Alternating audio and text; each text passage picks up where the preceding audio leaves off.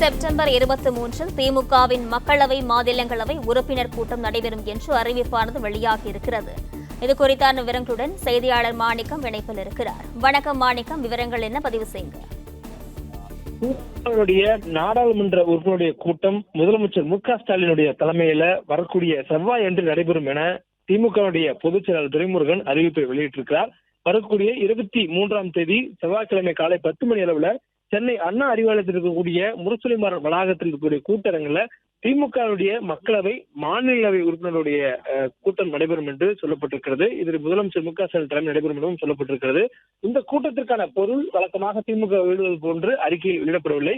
குறிப்பாக இந்த கூட்டம் முழுமையாக தேர்தல் பணிகளுக்கு அப்பாற்பட்டு மத்திய அரசுடனான நிதிகள் தொடர்பான ஏற்கனவே முதலமைச்சர்கள் கொடுத்திருந்த அறிவிப்பின் அடிப்படையில நாடாளுமன்றத்தில் எழுப்பிய கேள்வி பதில் கிடைத்திருக்கிறது.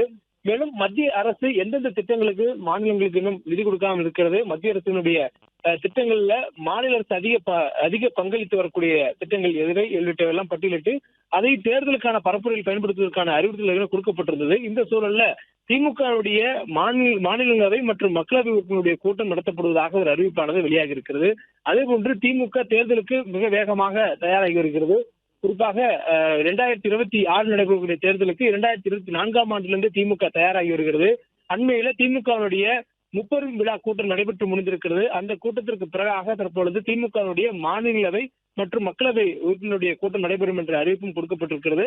தொடர்ந்து தேர்தலுக்கான ஆயத்த பணிகள் மட்டுமின்றி பல்வேறு அரசியல் சார்ந்த பணிகளையும் அரசு சார்ந்த பணிகளையும் முன்னெடுத்து வரக்கூடிய நேரத்தில் தற்பொழுது எம்பிக்கள் கூட்டம் நடைபெறும் என்ற அறிவிப்பானது கிடைக்கப்பட்டிருக்கிறது.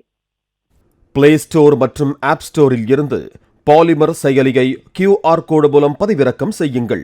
செய்திகளை உடனுக்குடன் பெறுங்கள்.